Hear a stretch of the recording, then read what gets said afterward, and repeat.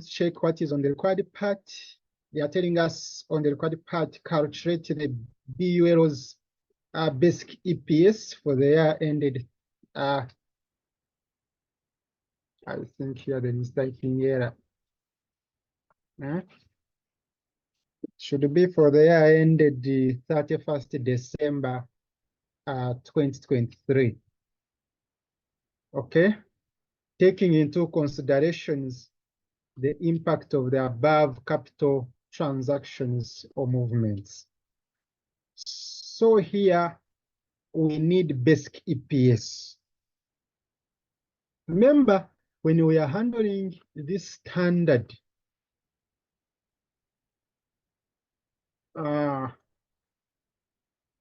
this is IAS 33, earnings per share. When we are handling this standard, basically with calculations, all you need is how to calculate basic EPS, that is basic earnings per share, then also diluted EPS. That's what you need.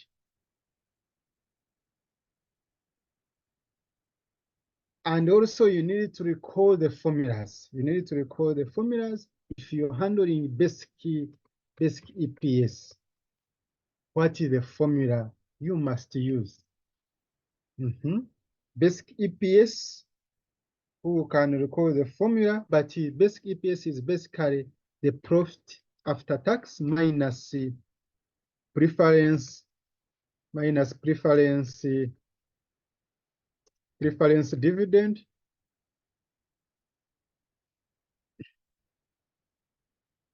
then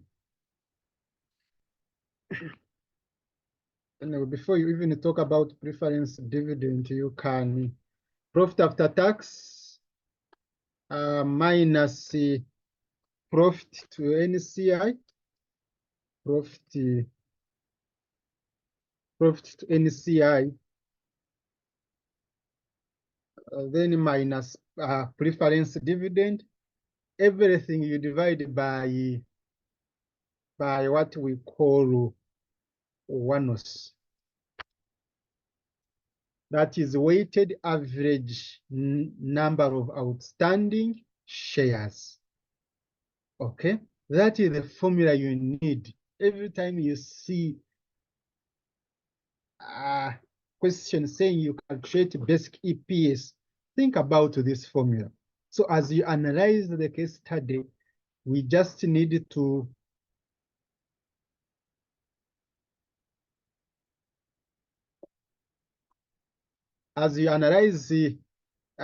your case study, you just need to know, are you given profit after tax? Are you given profit NCI? Are you given preference dividend?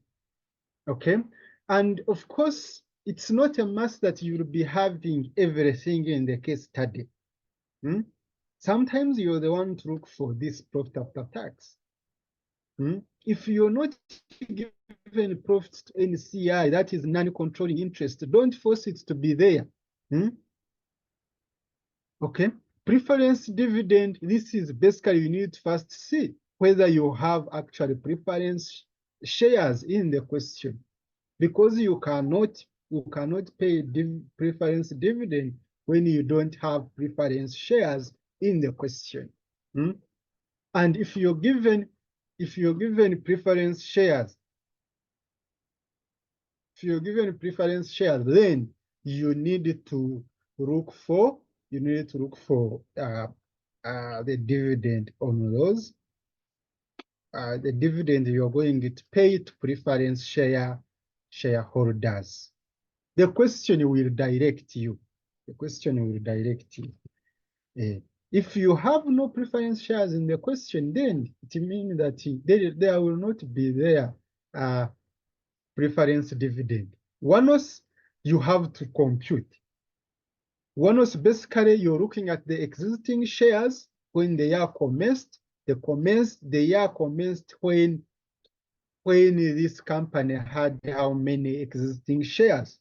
Then during the year, you may find that they issued some new shares. So basically, you look at the existing shares, then add the new shares.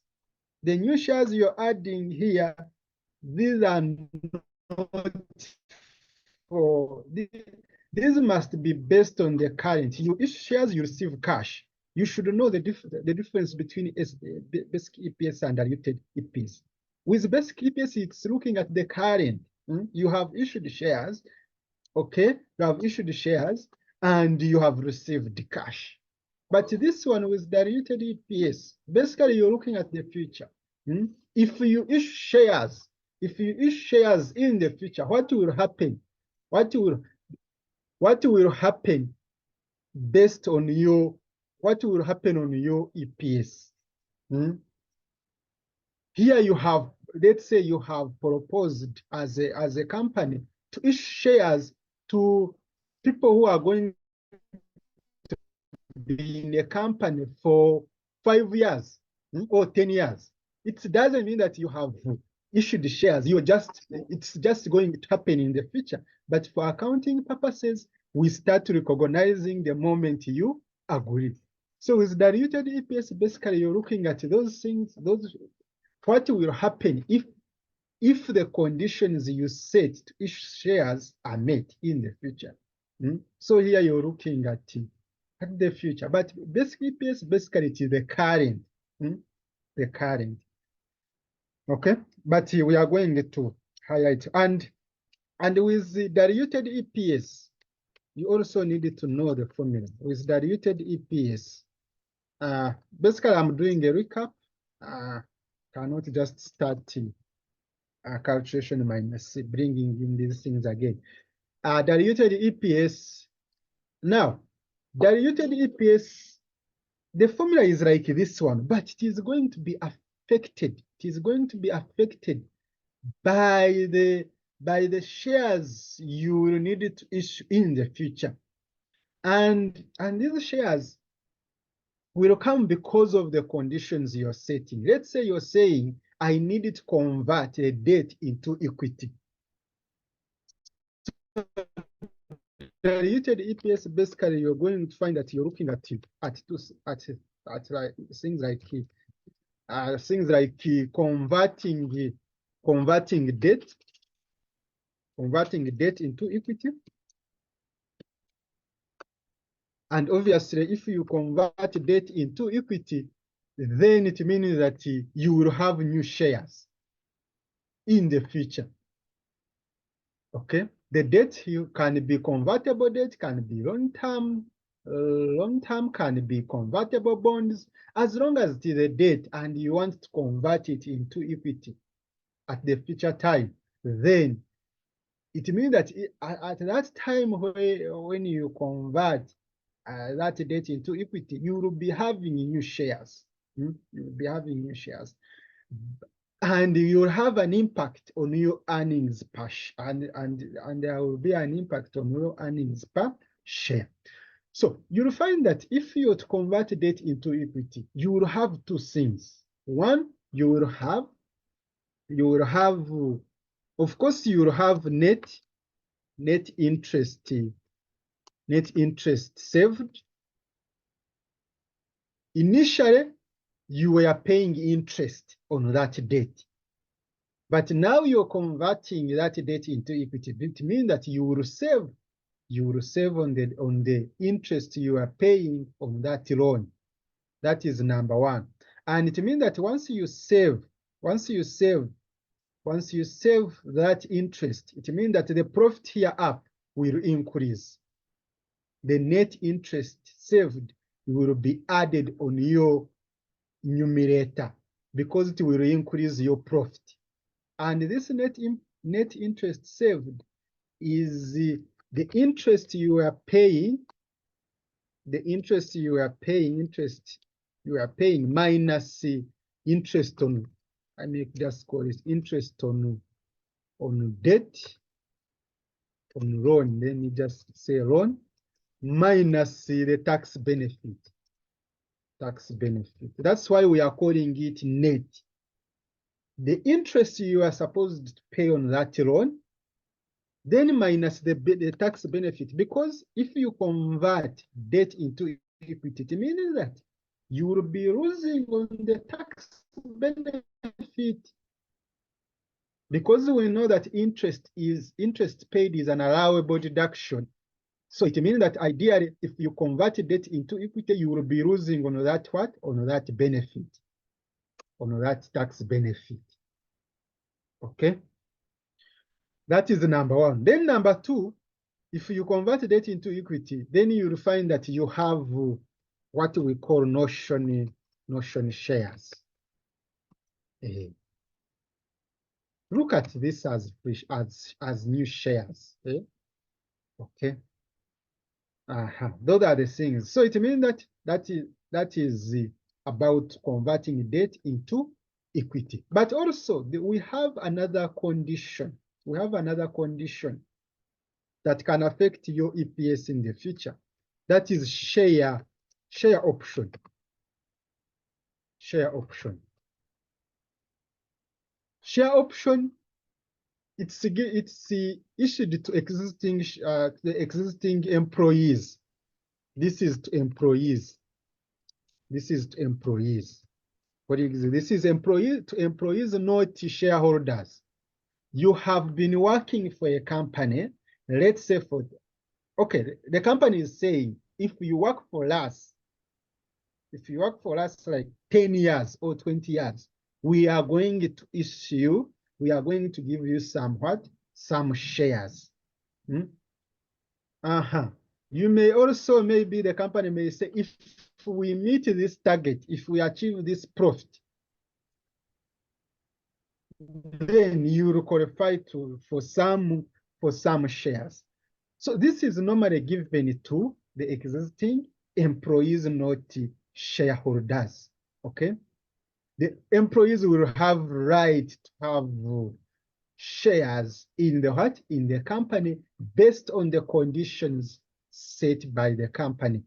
And with share option, you'll find that the company is going to issue shares at a discount.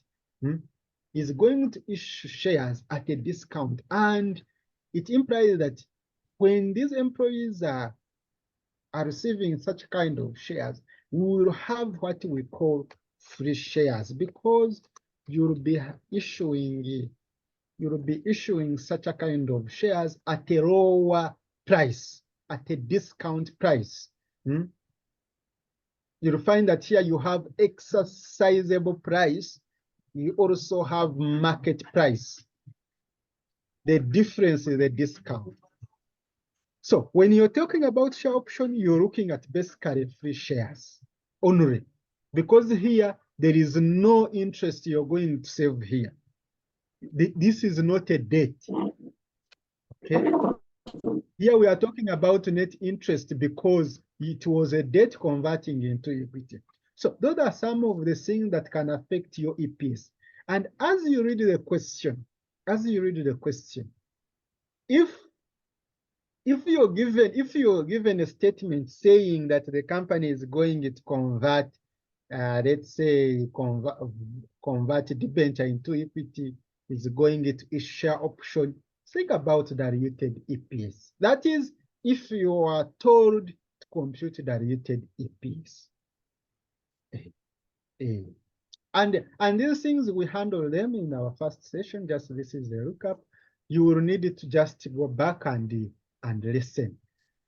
But understand that share option is issued to existing employees. Then share rights issue, not share, rights issue. Rights issue is issued to existing. This is issued to existing shareholders. This is where confusion normally comes in. Both are issued at a discount, but share option is issued to existing employees, then rights issue is issued to existing shareholders. And with the rights issue, it does not affect diluted EPS. It affects your basic EPS. With share option, you're looking at diluted. But with rights issue, you're looking at basic EPS. Because with rights issue, it's not for the future. Here with rights issue, you receive money direct. Okay? So this one rights issue is not looking at the future. No. You issue to the shareholders, then you receive cash directly. Okay? That's why it affects the basic EPS. So here the formula will be you can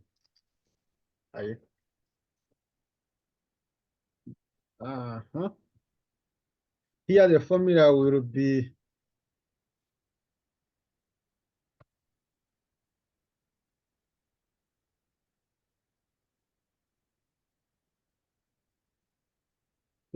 be this, but the formula will be this, but we have to add some items. Like here, as I said, it depends on what you're dealing with. If you're dealing with converting debt into equity, then on your numerator you add the net interest saved. Okay. Then on your denominator, you will have one was, but this one also will be comprised of existing shares, then plus free shares. That is, if you're talking about share option, then plus notion shares. If you're talking about debt into equity. Okay. So basically, these are the formulas you need. Okay. All right. At this point, any question? Let's analyze our case study.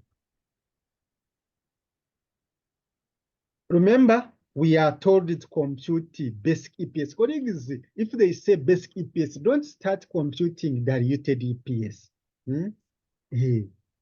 Don't start computing diluted EPS.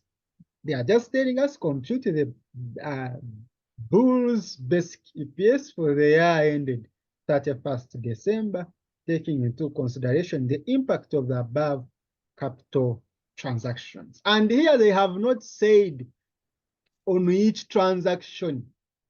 Here they have not said you compute basic EPS on each transaction, on each option. Those things are different. Here you're going to combine. You're going to combine. So read the question carefully. Okay. Okay. Just a quick one, we can just read through. They are telling us that Bull has investments in several subsidiaries and prepares its financial statements to 31st December each year. The consolidated statement, okay, we have income statement. You have PAT, that is profit after tax, but shared by what? Owners of the parent and the NCI, non-controlling interest. This is profit to NCI. Remember, in our formula, we have profit to NCI. So that's what you put. Okay. Sometimes you'll find that you're dealing with a question that doesn't involve parent and what? And NCI. And in such scenario, you have no profit to NCI. Okay, additional information. Okay, colleagues, you allow me to read through additional information as we answer the question. Because basically what we need is to make sure that we fulfill this formula. Okay, as we analyze, we want to make sure that we come up with information that is going to help us to determine EPS. And when you're computing, because this is standard, this is advanced level, it's not all about just calculating. Even if they have not said that, even if they have not said advice, here you need to make some conclusion at the end. And when you're making the conclusion at the end, it is better when you're handling these questions. It is better to first know, okay, as I compute the basic EPS for the current year, I ask myself, I started this financial year when EPS was how much? Okay, so I needed to know what is the initial basic, what is the initial, I can just call initial basic EPS.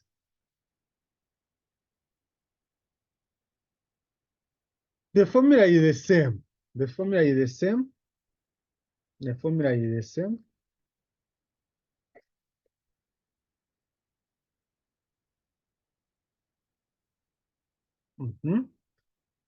Before the EPS we are looking for is that EPS before introducing in or before taking into consideration these new what? These new capital movements. Okay, that's what we are looking for. Before issuing any other share during the year, what was the EPS of the company? That's what we are trying to find out. Assume the company didn't issue any new share. What could be? So here you just, with once you remove and put existing shares. Here you are looking for EPS before issuing any other new share. Okay. So we ask ourselves in the question, do we have a profit after tax? How much?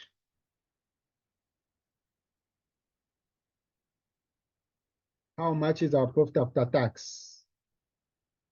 The figures are in millions, so it is 18,200. 18,200. 18,200 million.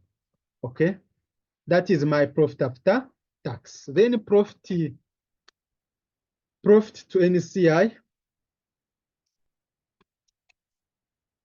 But colleagues, are you on? Yes.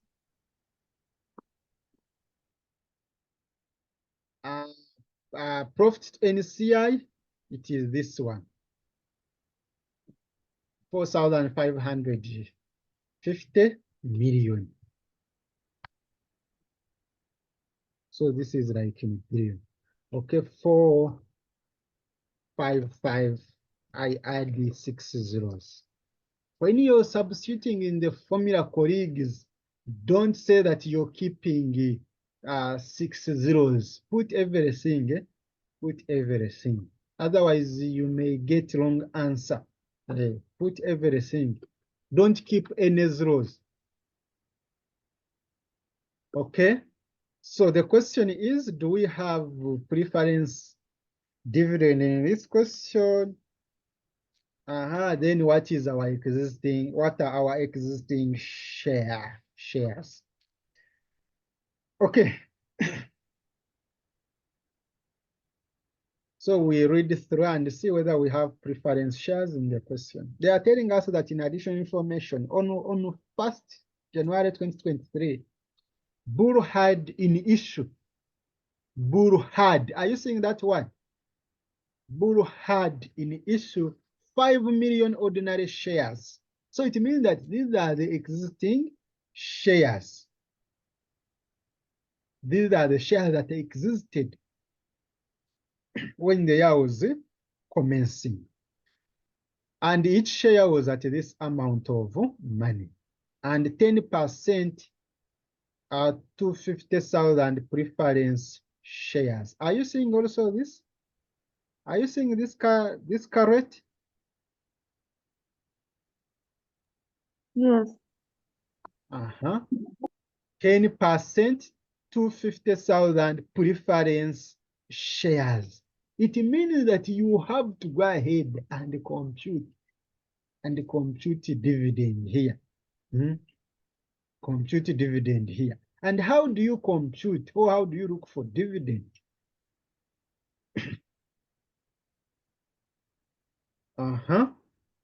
We have seen that in the question, we want to know what is the total, what is our preference.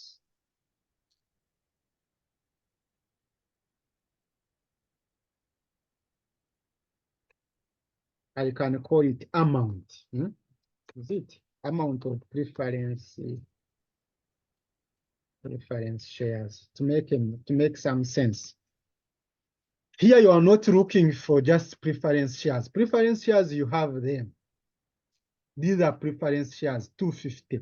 But you're looking for the amount, the figure. The amount in shillings. These are just number of preference shares. But what is the amount of those number of preference shares? You get that you get number of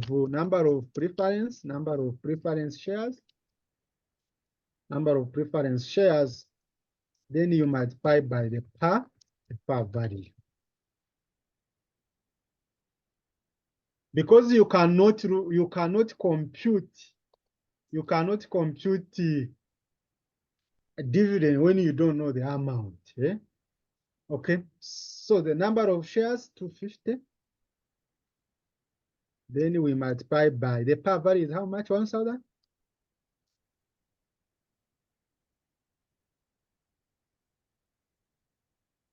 These are shares.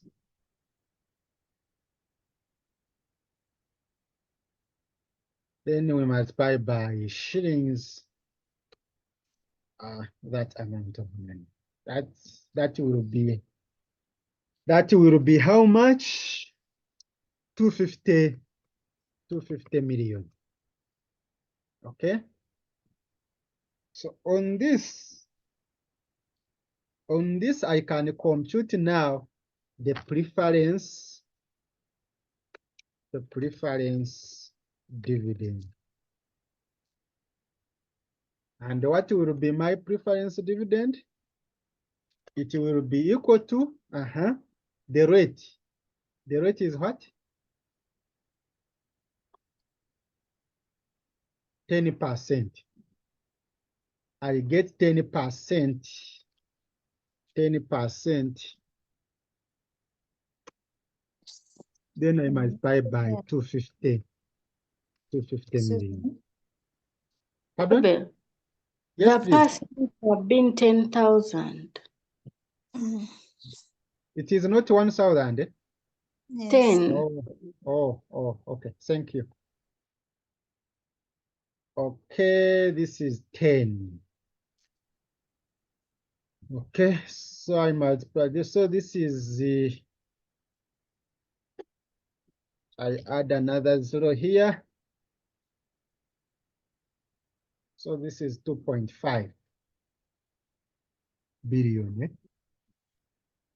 So if you multiply 10% times the amount of preference shares, I am having this. Okay. That is my preference dividend. And in the question, our existing shares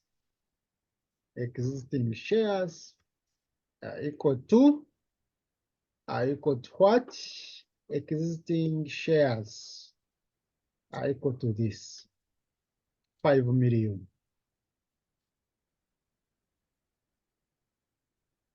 Okay. If you don't have existing shares, then look, get the share capital. Share capital divided by the par value. Share capital, that is the capital related to ordinary shares. Okay, so substitute in the formula and get your EPS.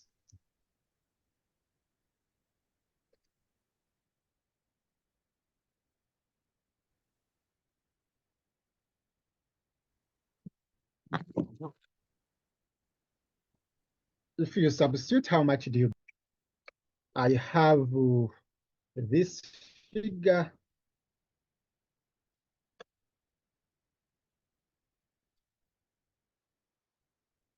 I have my profit after tax minus profit NCI minus preference dividend. Then everything divided by existing number of shares. Do you have this?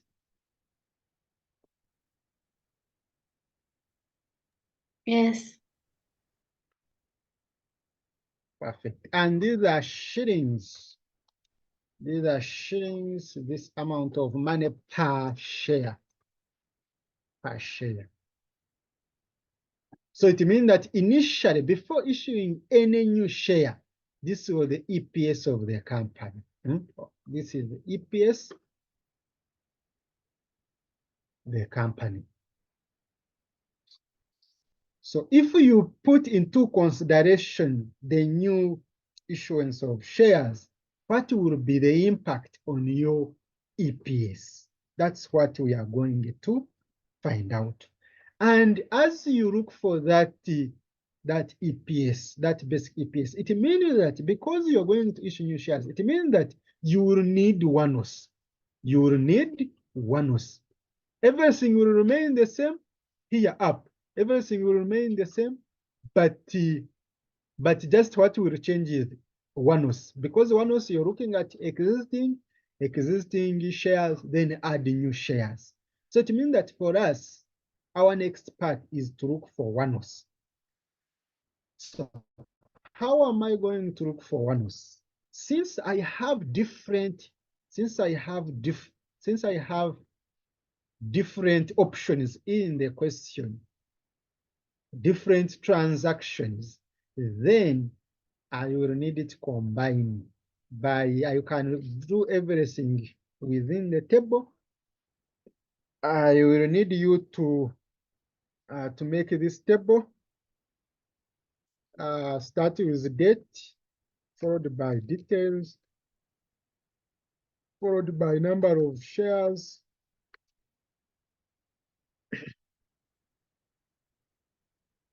followed by number of shares. Just put here time, or call it weight, depending on what you want to use.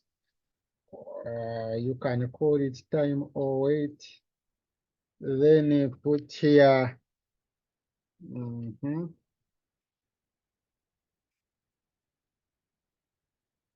put here, if we are going to find that some questions you have bonus shares will result into bonus fraction. This is bonus fraction BF. Then you will have, if you issue rights, if you have rights issue, then you will have rights issue bonus fraction. Then finally you have your ones. So kindly make this table. Make this table. At least this one, the details, make sure that it is a bit, has some space. Oops, you can make this table, okay?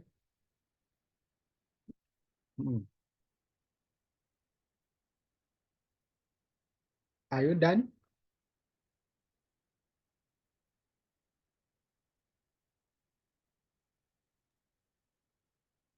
Yes. Remember, we are looking for one-offs. That's what we are looking. We are just looking for one-offs. Okay. Now, when you're handling this, when you're looking for one-offs, of course, you know that one-offs is existing share, existing number of shares plus new shares. Okay. So it means that you need to start with existing shares here. You need to start with existing shares. So you started the year with how many shares? That is 1st January 2020 what? 2023. And our number of shares were how many? We have already existing shares, 5 million.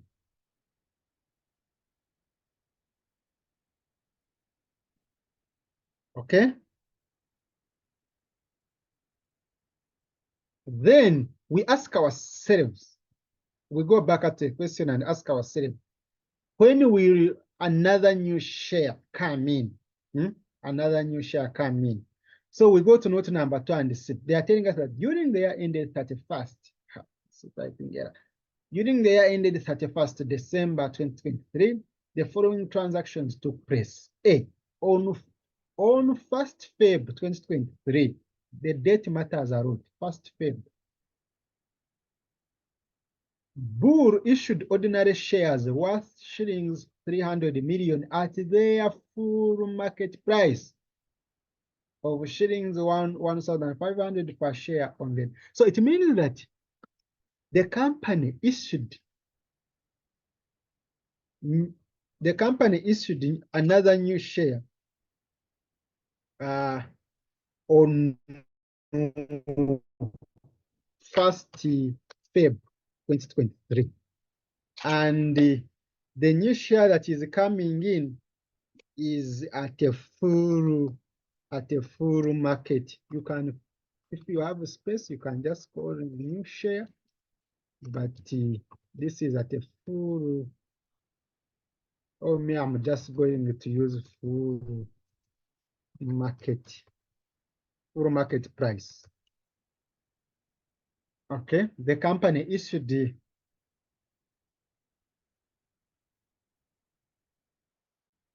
when I will have some working somewhere. This is 2A. From 2A, I am issuing shares at a full market price. The question is, how many are those shares? The company, because basically here you're looking for the number of shares. You're looking for the number of new shares. You issued ordinary shares worth shillings 300 million. This is the amount. But at how much? At 1,500. So it means that if you're looking for number of shares here, you're looking for new shares here, they will be equal to, you just get that amount at 300 million, then divided by 1,500. And how much do you get?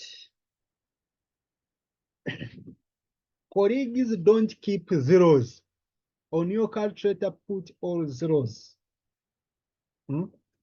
Anyway, even if on your calculator it is okay, you can keep some zeros, but as you write here, you make sure that you write all zeros. Don't keep. So what do you get here?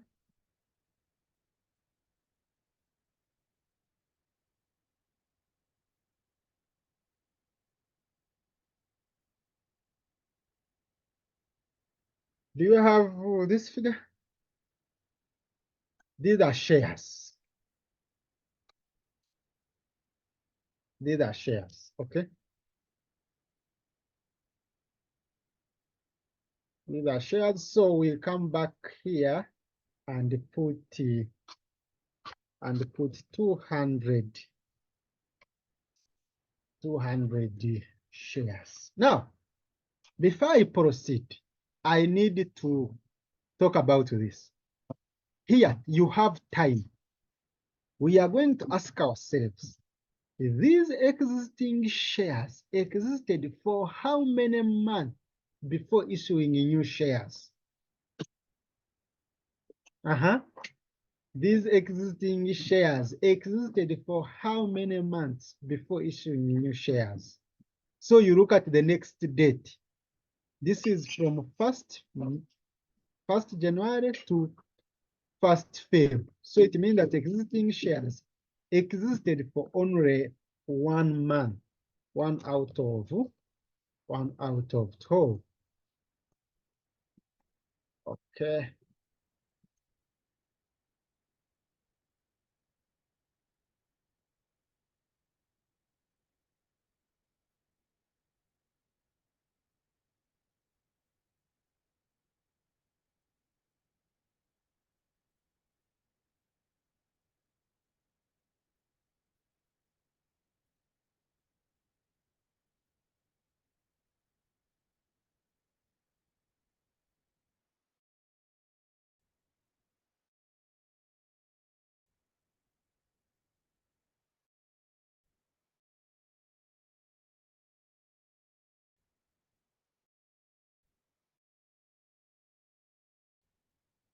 Mm-hmm.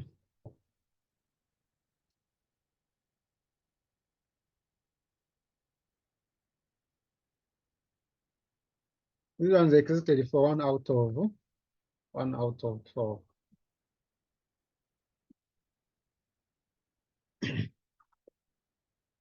Here you have no, okay, don't feel anything. We are going to talk about it going forward. Okay, then here, get the total. This plus this. Okay. Because now it means that the reason why I'm putting total, I want to know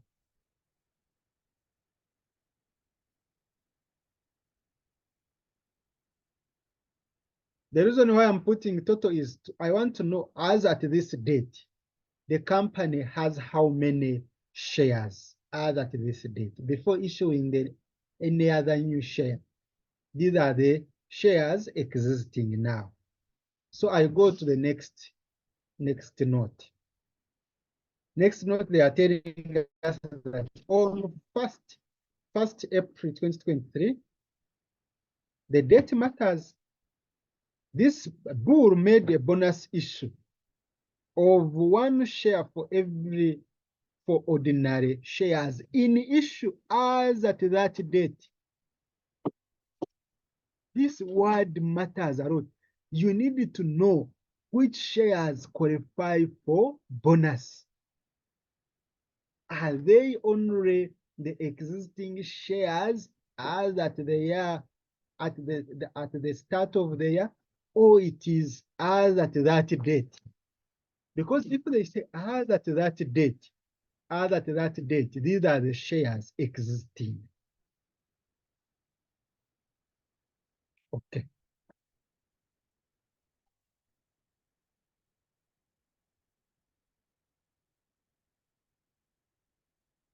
So what does this one mean? What does this one mean? Made a bonus issue of 1 share for every 4 ordinary shares in the issue at that date. So it means that you need to know what are your bonus. This is coming on 1st Feb 2023. And you have bonus issue, or call them bonus issue. You need to know the number of shares. This is talking about bonus issue. Remember, the bonus is 1 for every 4. 1 for every 4 ordinary shares. one for every 4 ordinary shares. So what does this one mean? I am going to get that 1 out of 4. Then I multiply by the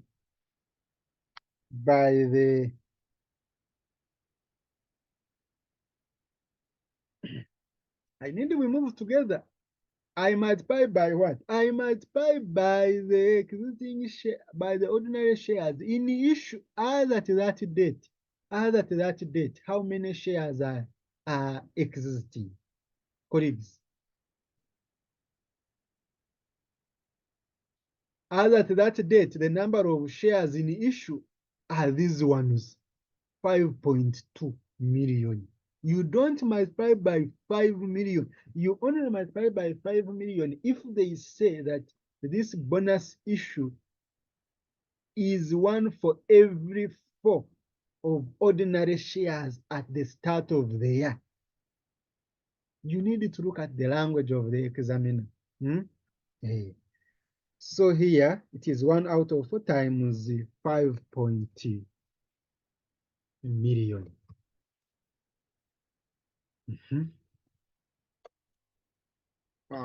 What do we get? We are getting number of shares. 1 out of 4 times this. I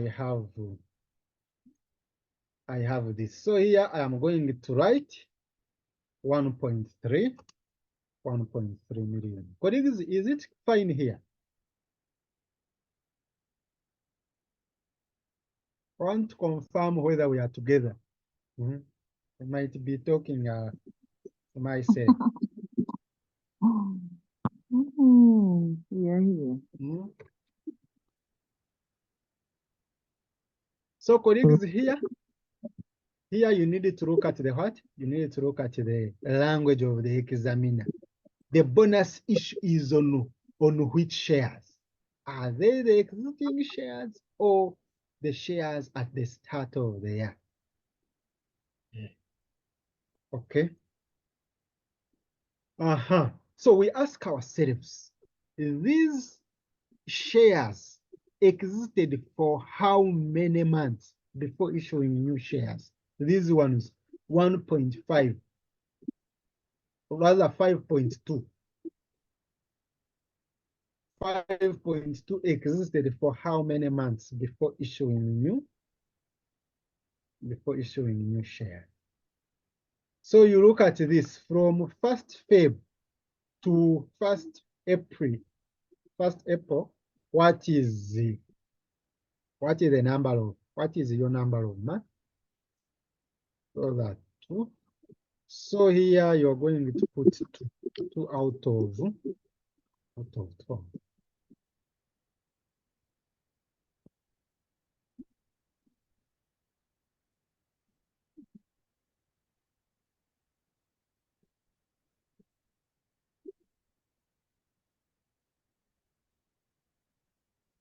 2 out of 12, okay? Then here you will need another total now because I keep on adding. That is another total. But because there is bonus, this fraction. Are you seeing this fraction? Bonus fraction. Since you have bonus issue, you ask yourself, what are the shares that are going to qualify for bonus fraction? Here we need bonus fraction. What is our bonus fraction? And the bonus fraction, you simply get new shares divided by OD divided by existing. Divided by existing shares. That's how you can get bonus fraction. That's how you can get bonus fraction. What are your new shares? Your new shares is just your total total total.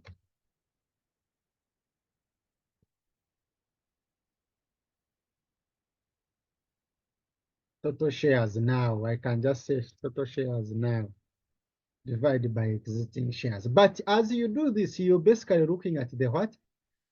You're basically looking at this.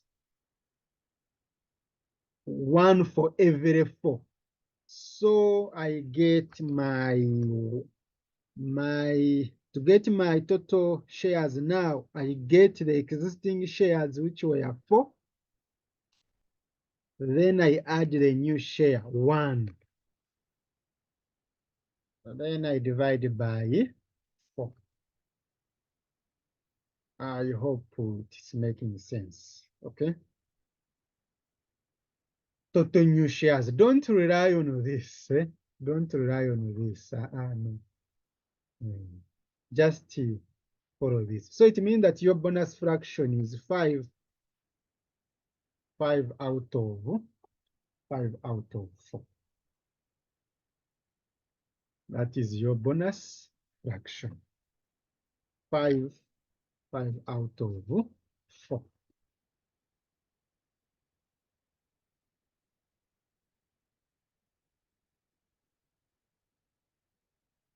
5 out of 4. If they say 2 for every 5, you get 5 plus 2. Then divide by 2 for every 5, you get 5 plus 2 over 5. Okay, so that is my bonus fraction. After knowing the bonus fraction, then I ask myself, this bonus fraction is going to affect what? You ask yourself, these shares existing, which one will qualify for bonus? Of course, the existing shares, these ones will qualify 5 out of 4. Huh?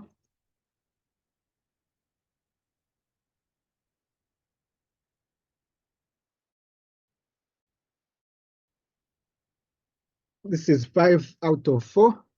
Then also these ones, all shares that existed before new share will qualify for bonus fraction, will qualify for the bonus. Because they told us that this bonus issue is on shares that existed, all the shares in the what? In the issue. If they say it is only on if bonus issue is only at the start of the year, then the bonus fraction will only affect this. But since it is all shares in issue, then all shares in existence will qualify for bonus fraction. Okay. So here you will not put bonus fraction here. No, you can, because on this, the shares that qualify for bonus are those ones that existed before. You as a shareholder now, you as a shareholder now, all these shares now cannot qualify for the bonus. They were not existing as at this date. So you cannot put here bonus fraction. Okay. Next date, that is part C. On so we are saying part B, bonus fraction must be applied to shares that existed before bonus issue. Part C, On 1st July 2023, Bull offered its ordinary shareholders a right to subscribe. Are you seeing this? This is shareholders. And they have been offered the right to subscribe for 3 new ordinary shares for every 5 ordinary shares held at shillings 1,200 per share. The market price of Bull's ordinary share on the last day of quotation come rights was shillings 1,400 per share. This is rights issue because you are issuing to shareholders. This is not share option. Share option is to employees. Okay. Now we have on which date? 1st July 2023. We have rights issue. We have rights issue. We have rights issue. So we need to know the number of shares. This is C. We have rights issue. We have rights issue. So what will happen is, for you to know the number of shares, know the number of shares, they are just saying 3 new shares for every 5. For every 5. This 5 is existing for every 5 existing shares. So if you want to know the new shares here, if you want to know the new shares, you get 3 out of 5, then times the total existing shares are at that date, because they have not specified. They have not specified. They just made a bonus. Sorry, the Bull offered its ordinary shareholders. Now we want to ask you. You have to ask yourself, as at that date, what are the ordinary shareholders? Of course, ordinary shareholders are all shareholders with ordinary shares in the company as at this date, and it means that now the existing shares we are going to rely on are these ones. Okay, so we multiply by 6.5. So this will be 3 out of 5 times 6.5 million. What do you get? Times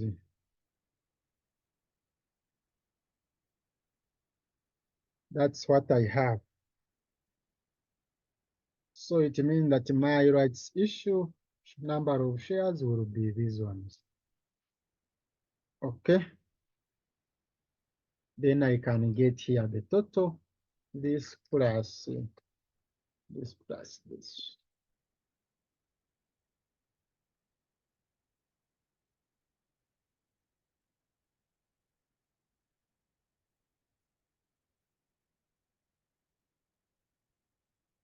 Okay.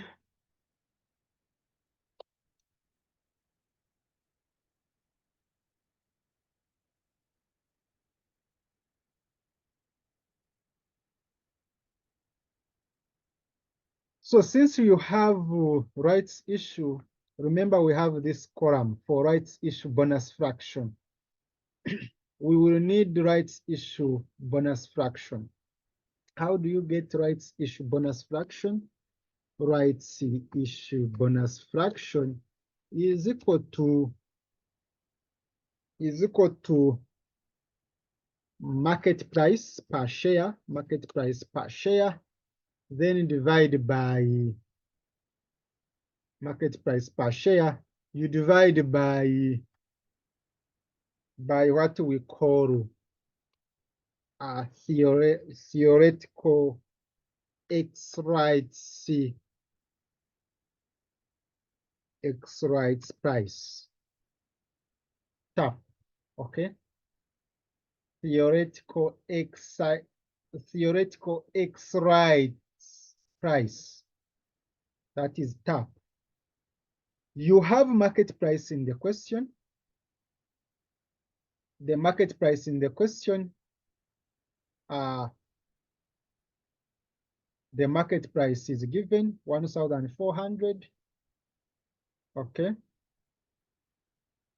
It is given in the question 1,400. So we need a TAP. We need a TAP. How do we get TAP? Market price is given as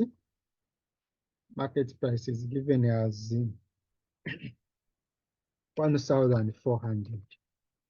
But how are you going to get TAP? To get TAP, I don't want to go into a lot of things. Just that to get TAP, you just need to first know existing shares.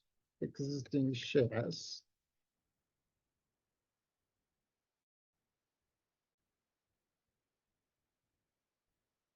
How many? Existing shares. They are, remember, when you look at our fraction, it is rights issue. It is 3 for every what? 3 for every 5. It means that existing shares are 5 shares at 5 shares at how much? Each share is at how much? You look at the market price. 1,000 shillings for 1,400. If you multiply, what do you get? If you get 5 times the 1,400, that's what you have. Then, what about your rights issue? Your rights issue. You just, these are like new shares, eh? Okay, avoid the confusion. New shares. New shares equal to, from your fraction 3 for every. So it means that here you have 3 shares at a price you don't know, which is TAP. The price you don't know, that is TAP.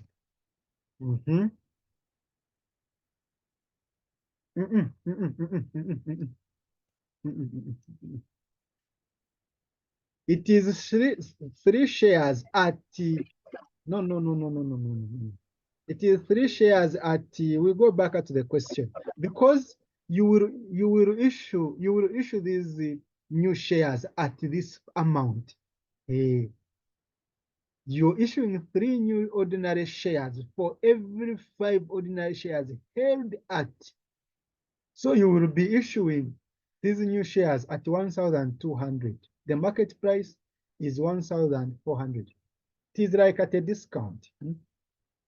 Okay, here you're issuing,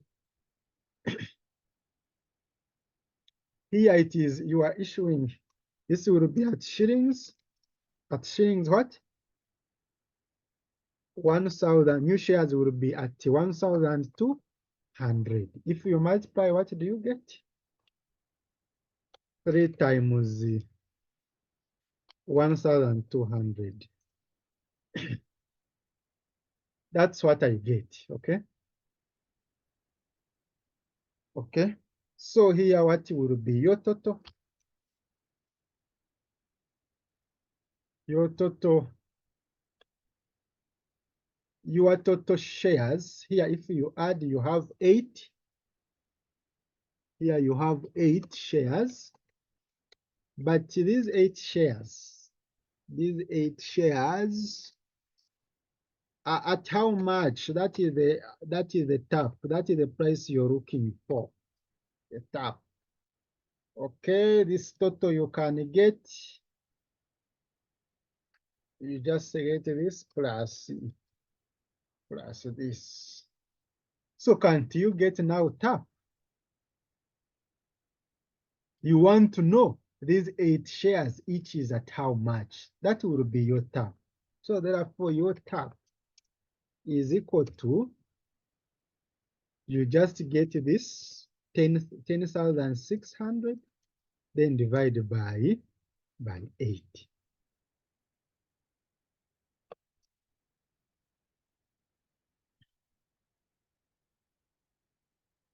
Huh? This 10,000 divided by 8. That is my top. So I substitute in the formula to get my rights issue bonus fraction. Therefore, my rights issue bonus fraction is equal to market price per share is 1,400 divided by the top 1,325. That is your fraction. You can use this one in the question, or you can decide to convert and work with decimal points. You just get this divided by your top.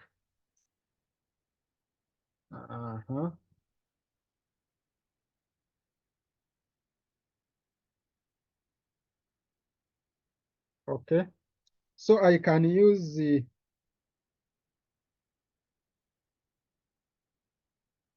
I can use 3 decimal points to be accurate. So that is my rights issue bonus fraction. And now with also this rights issue bonus fraction, it is going to be applied to shares that existed before rights issue. And what are the shares that existed before rights issue? So it means that here you have 1 point this. Then I also have on you put that on where you have totals only. Where you have totals only before rights issue. So here no bonus fraction. Here no bonus fraction. Because we also said bonus fraction is applied to shares that existed before bonus issue. So also here, no bonus fraction. Here, no bonus fraction. Even here, no rights issue, no rights issue bonus fraction, because the bonus fraction applies or is applied to share that existed before rights issue. Colleagues, any question? Are you picking something?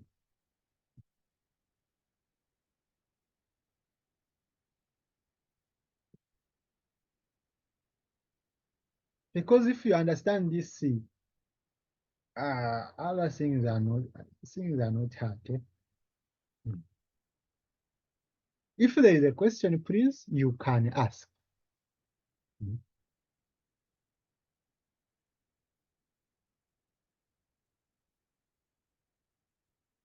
If there is a question, please ask. Know how we.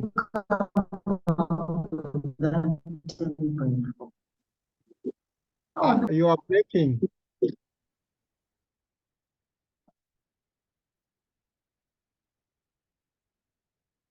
Samasa, repeat your question.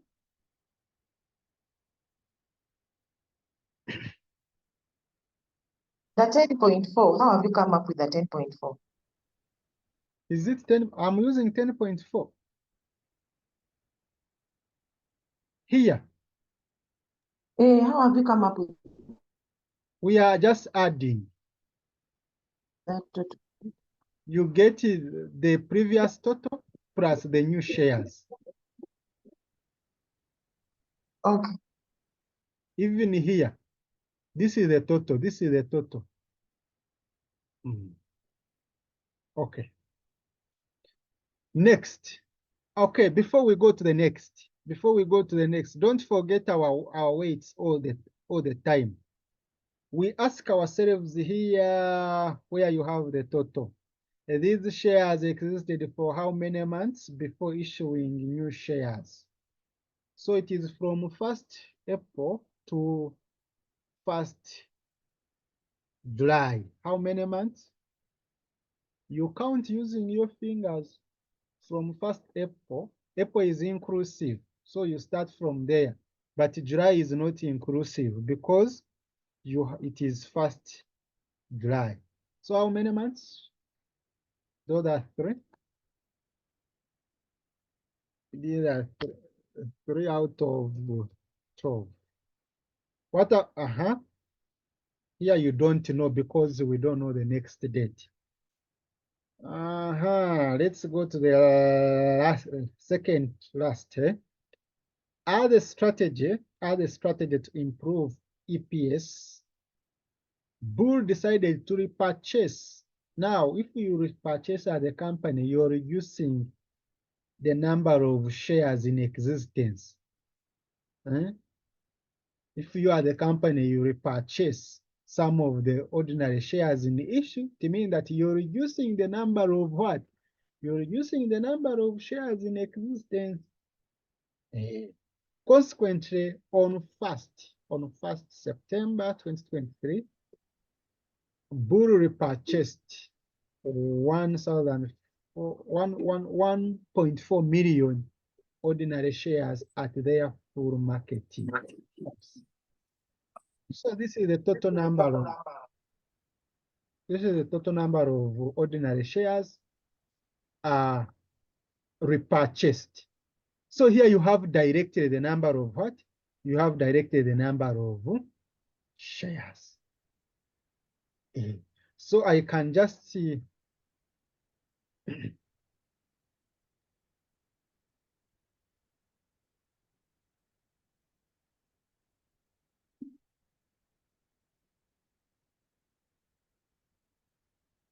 so I can just do what? I can just come here where I have my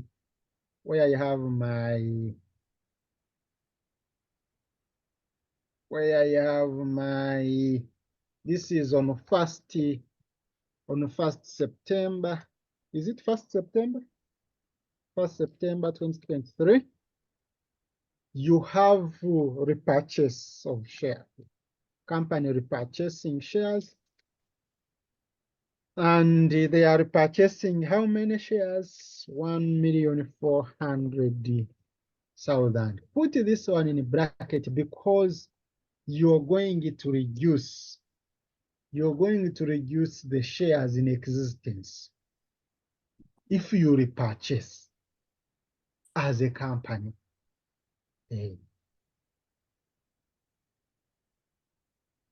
Repurchase reduces shares in issue. So it means that here, what will be your new total? You get this minus repurchase. So my new shares in existence are only 9 million. Now, I ask myself, these 10.4 million shares existed for how many months before repurchase? These ones existed for how many months before repurchase? You count from 1st July to 1st September. So July is inclusive, but September is not inclusive. So these are only 2 months. 2 out of 12. Okay. Next. Okay. Next, last one. At its extraordinary annual general meeting held on 1st September 2023, Board approved a share consolidation of 2 shares for every 3 shares in issue as a step towards the capital organization of the company. Even here, share consolidation is the same as share reconstruction.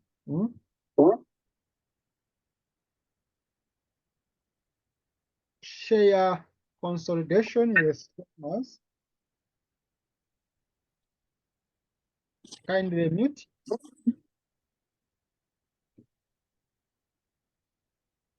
The unreferred, kindly mute.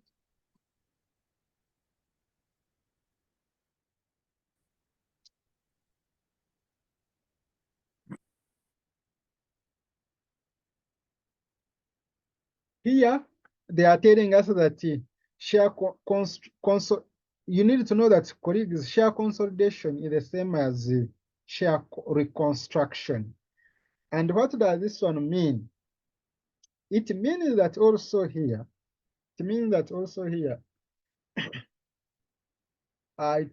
look at this as also like repurchase.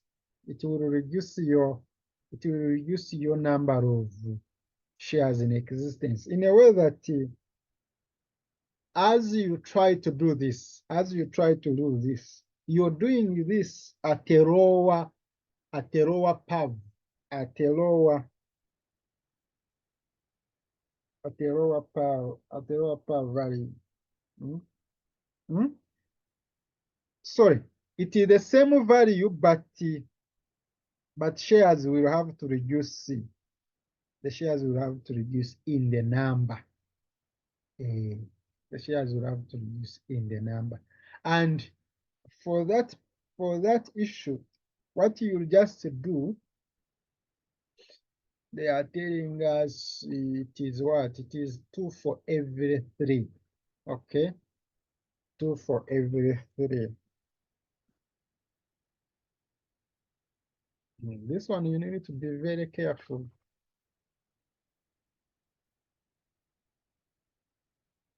This is part what? This is E. Part E. Part E is talking about share consolidation, which can mean share reconstruction. How do you do this? How do you do this? Now, you're trying to actually reduce the number of shares. What will happen is, we have 2 methods. They are telling us that it is 2 for every what? 2 for every 3. 2 for every 3.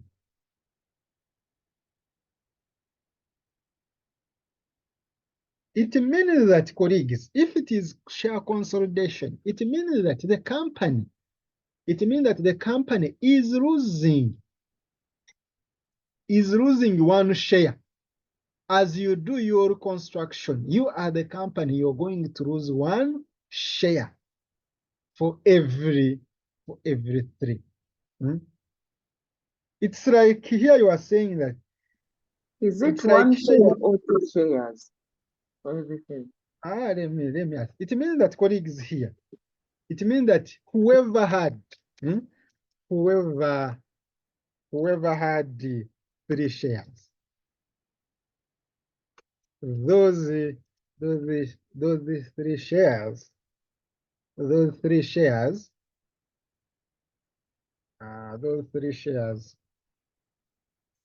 whoever had 3 shares, those 3 shares are equivalent to 2. That is the meaning of this. Whoever had the 3 shares, now those 3 shares are equivalent to what? To 2. So it means that ideally, there is a loss of one what? There is a loss of one share. Because if initially there were 3 shares, and now you're saying that if I am having 3 shares, I qualify to have only 2,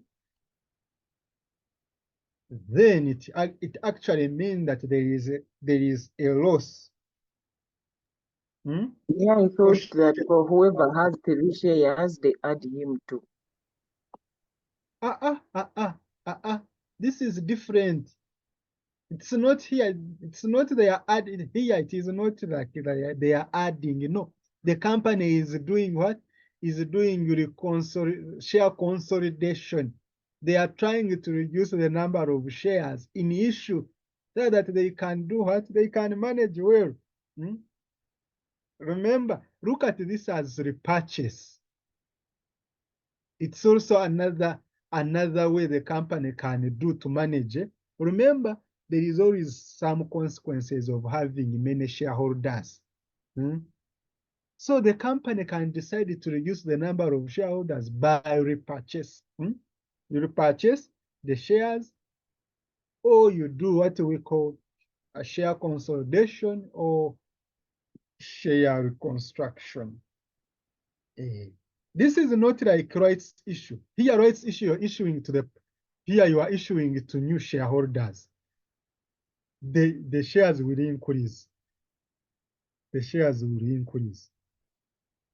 Rights issue, bonus issue, there you are issuing it to the public.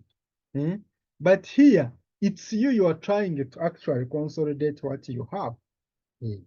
So that they can, and you also do this maybe to increase the value, maybe to increase the value. The shares may reduce, but you increase the value of the share. But basically, this is the meaning, colleagues. So if there we just do do we still do 2/3 times now, that? that's where I'm going. But I hope now here you are okay. Okay, once you understand this, the next is to know that now, remember we want a figure to put here. We want a figure that we can put here. This was on 1st September 2023. You have share consolidation. Share consolidation. You have share consolidation. Okay.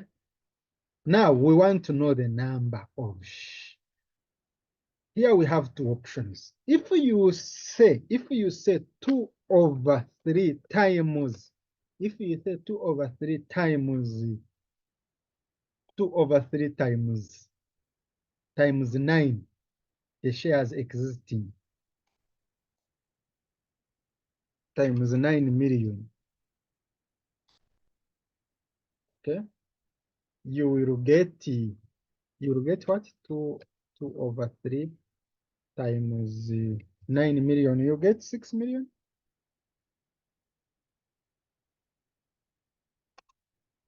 You get 6 million. Okay. Now this 6 million is basically the total number of new shares, the total shares now. These are total shares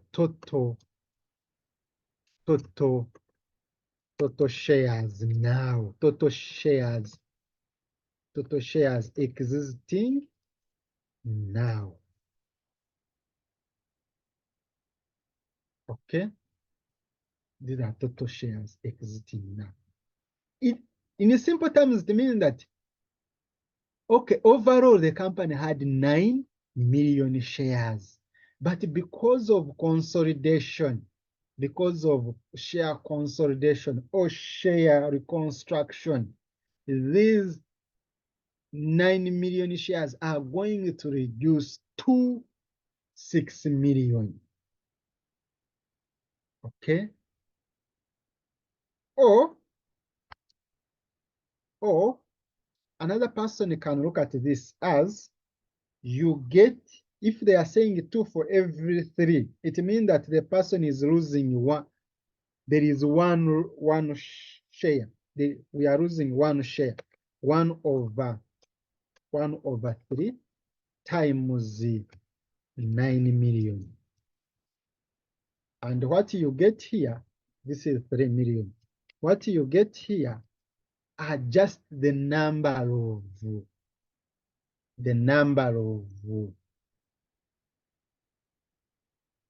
Number of shares lost. yes, number of shares lost. Yes. So it means that for you, you may decide either to write here 6 million and you know that that is your total, or to write 3 million as your number of shares lost, then you get the new total. This one minus C. Okay, for you, you put this one in a bracket to show that this is a negative.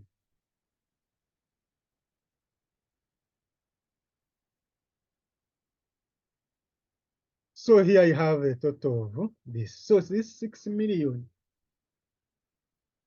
are the number of shares, existing as at this date.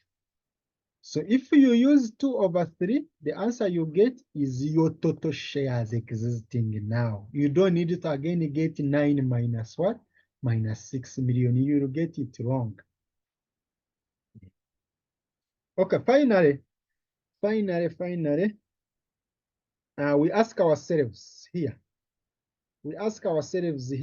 These 9 million shares existed for how many months before share consolidation? From 1st September to 1st December. How many months? There are 2 or 3?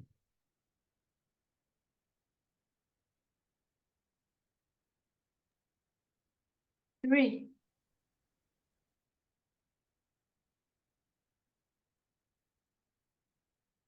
Okay, these are 3 months. 3 out of 4. Here we don't have bonus fraction. We don't have rights issue bonus fraction. What about because this is the last, and the year of income ends on 31st December 2023. So it means that these shares are going to exist for how many months? 1 month. 1 month. Okay, we don't have this, we don't have this. Colleagues, we are actually done. If you add the time here, you must get, if you add, you must get 12. No. You get a different answer, know that you're wrong. Get this, because we are done with everything now. Get this times this times this times this. Do you have this? I'm not getting you, are breaking. I said that's what I have. What about the next?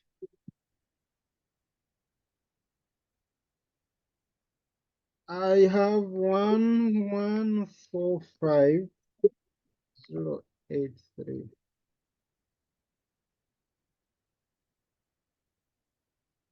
Colleagues, let me hope you're getting the right answers.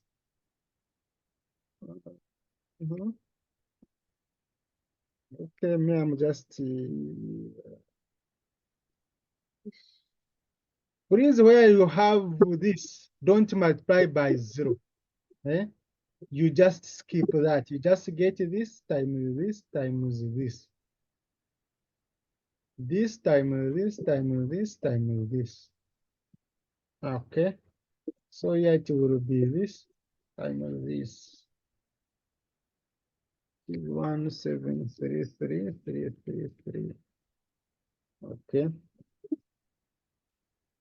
Then here 2.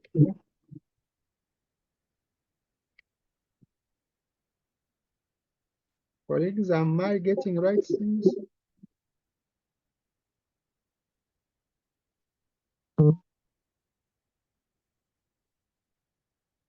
Do you have these figures? Yes, So please. what is my total one-loss? What is my one-loss? I add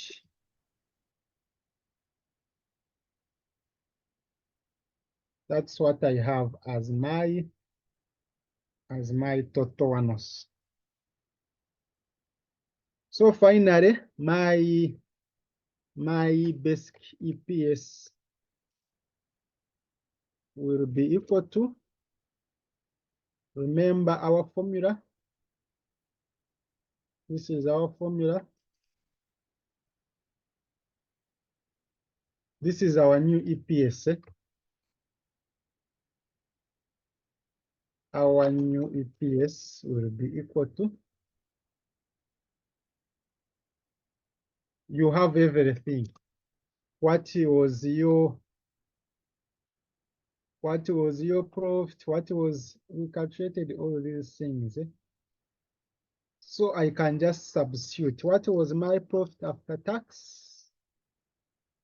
Profit after tax.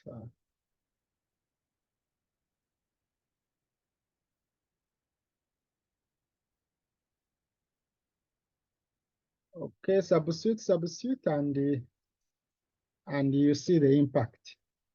So profit after tax is this one minus profit to NCI minus preference dividend, which is this one. Okay, since we are looking for basic EPS, not diluted EPS, I don't need to look at what?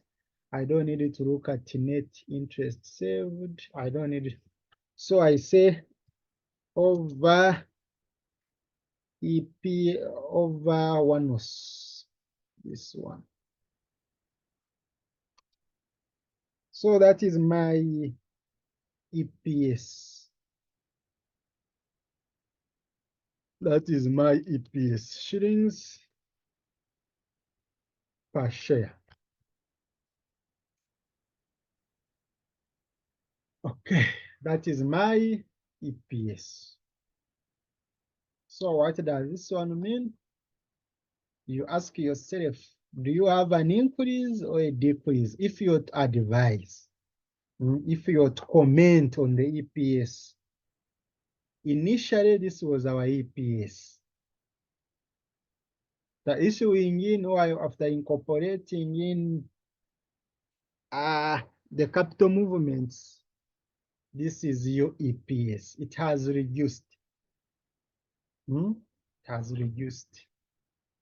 So the EPS has reduced from this to this after incorporating, after taking into consideration the capital movements.